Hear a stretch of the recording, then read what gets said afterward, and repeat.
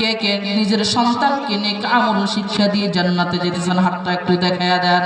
আল্লাহু আকবার বলে একটু হাতটা জাগায়া দেন। তাকওয়া 1 নাম্বার অর্জন করতে হবে। কি নাম্বার? জোরে বলেন, জোরে বলেন, চিৎকার দিয়ে বলেন, কি অর্জন করতে হবে বাজার? তাকওয়া অর্জন করতে হবে।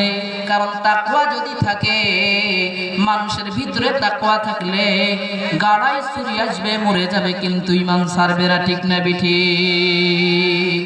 আরে জীবন চলে যাবে কিন্তু ঈমান থাকবে বটিতে যতক্ষণ পর্যন্ত জান থাকবে। যদি তাকওয়া অর্জন করা থাকে, যদি তাকওয়া থাকে, মাওলা পাক রব্বুল আলামিনের ভয় থাকে, তাহলে যতই ঝড় আসুক না কেন ঈমান ঠিক থাকবে, শরীর বিচ্ছিন্ন হয়ে যাবে। ঠিক না বিঠি?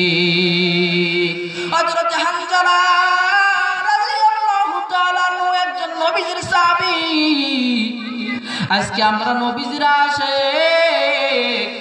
2 টাকার খুরমা নিয়ে মসজিদের মধ্যে ইমাম সাহেবকে দেই, 2 টাকার জিলাপি আনিয়া মসজিদের ইমাম সাহেবকে দিয়ে বলি, হুজুর একটু মিলাদ পড়ায়া দেন, রাসূলের শানে একটু দরুদ পড়ায়া দেন।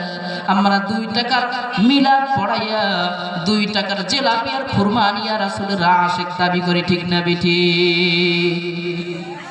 আরে ভাই, 2 টাকার জিলাপি আর খুরমা দিয়ে রাসূলের আশিক খাওয়া যায় না, রাসূলের সুন্নাত পালন করা যায় না। সাহাবায়ে কেরামরা কেমন অনুসরণ করেছিলেন? শুধু সুন্নাত নয়, সাহাবায়ে কেরামদের জীবন এমন ছিল, শুধু সুন্নাত নয়, প্রত্যেকটি জিনিস তারা পাই টু পাই আমল করতে বাজার। শুধু সুন্নাত নয়, নিজের জীবনটা পর্যন্ত কুরবান করে দিয়েছে সাহাবায়ে কেরাম। এমন